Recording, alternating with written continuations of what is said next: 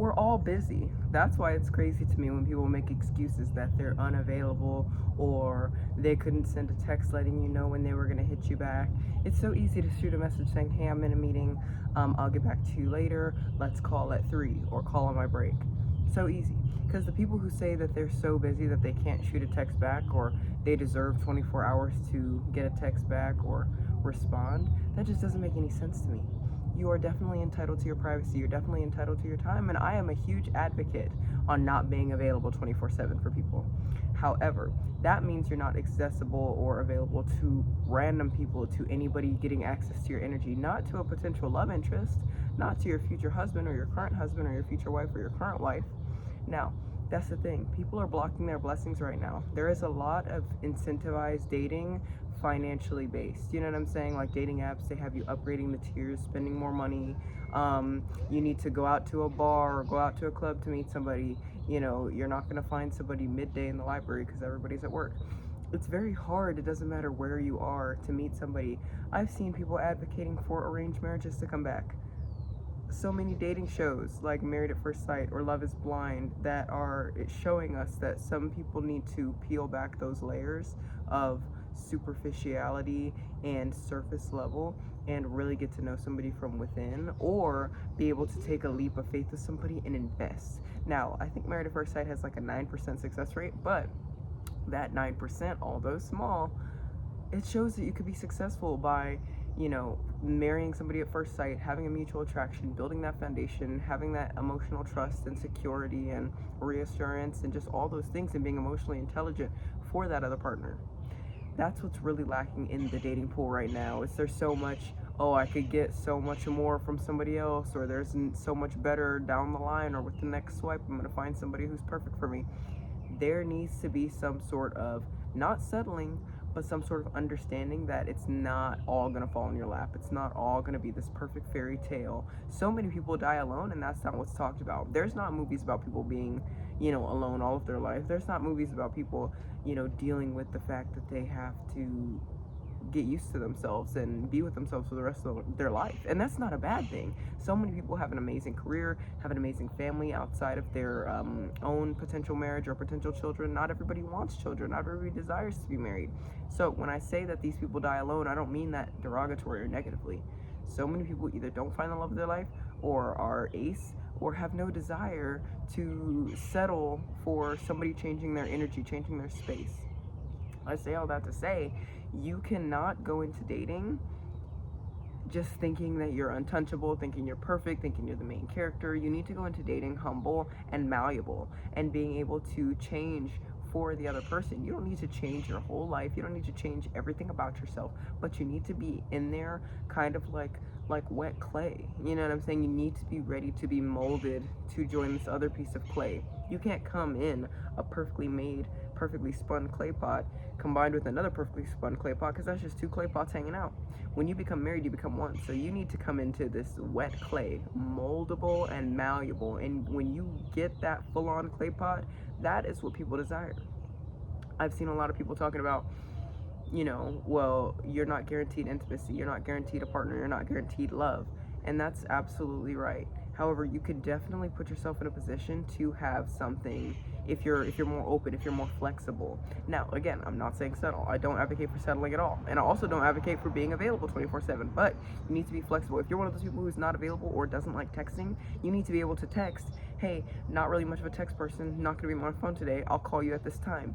Boom, bam, bap. That's it. All you had to do for the day, especially with follow up with that call, and then on the call maybe plan a date or talk extensively so that person feels reassured if you're not a texter. You know what I'm saying? Don't not text them all day, expect for them to understand, give them some flimsy excuse like, oh, I had a really busy packed day, here's the things I did, you know, what are you doing at the end of the night? Like, that's, it's just not giving effort. It's not. And that's the thing, if that's how you feel that you need to respond to that person, then maybe you just didn't like that person in the first place.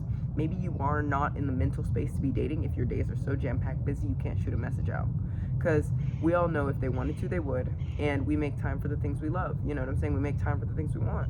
So if we have this jam-packed schedule and we have certain allotted amounts of time, we're going to put those loved ones in that amount of time so that we don't get burnt out, but we're also responding. Now, speaking of burnt out, let's talk about the dopamine that we are constantly giving ourselves on a daily basis. When's the last time that you did some research on a topic that you're really interested in? When's the last time you really delve into a novel that wasn't, a movie, or watched a movie based on a novel? When's the last time you decided to do something that was truly self-care? You know what I'm saying? Bought yourself a massage, bought yourself a day at a hotel, and you're over here like, I'm poor, I can't afford those things. Okay.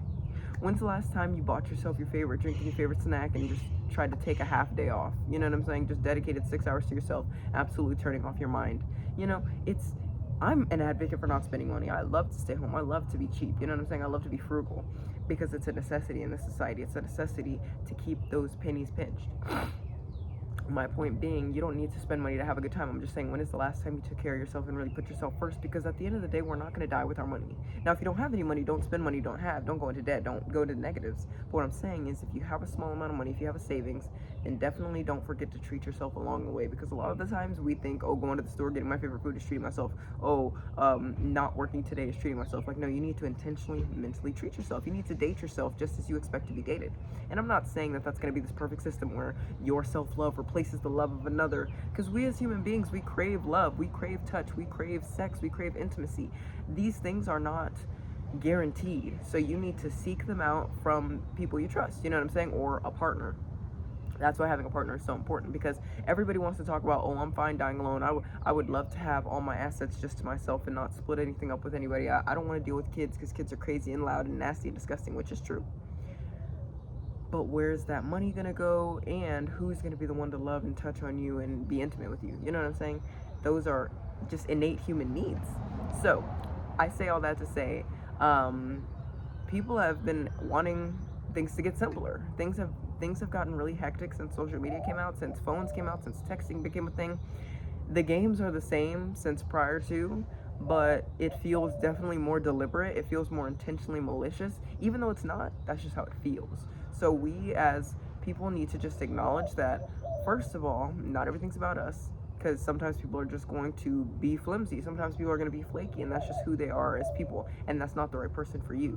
We also need to acknowledge that it's a game. You know what I'm saying? Everybody is playing a game. You're playing the game to find love. This person's playing the game. They're playing the love card to play games. You know what I'm saying? So you need to invest in not letting people waste your time. The second they give you those red flags, the second they're playing those games, cut them off. Now, there are certain red flags, yellow flags, things that happen while dating that can be very murky before a marriage, and what you deal with while you're dating is what you're going to deal with in your marriage. So make sure that you have those boundaries written out if you do get to that dating part. But that's what's interesting, is we need to keep these rules for ourselves. And remember, my last point, it's fleeting, but people are going to be short with you if they don't really care about you. People who want to talk to you and foster a connection with you and foster romantic and emotional vibrations with you, they are going to respond quick. They are going to make sure that their messages are intentional, their calls are intentional, and that they're getting to see you.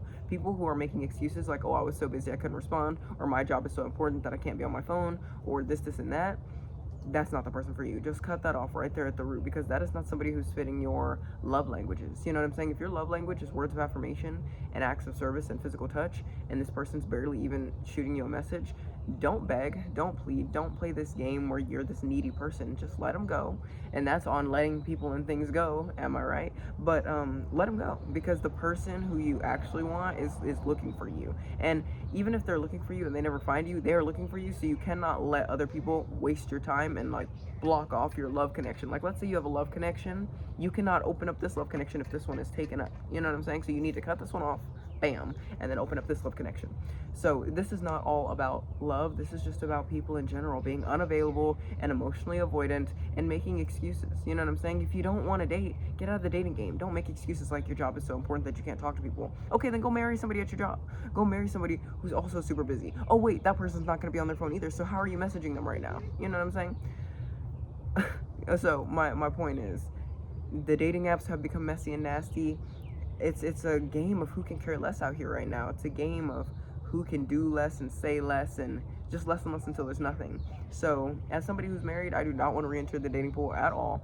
I know people who are in serious relationships, and I know they are, either teetering on the line of marriage or just curious on whether they should maintain it as it is. And I just strongly recommend that those people make it work with what you've got, because out here it is bleak.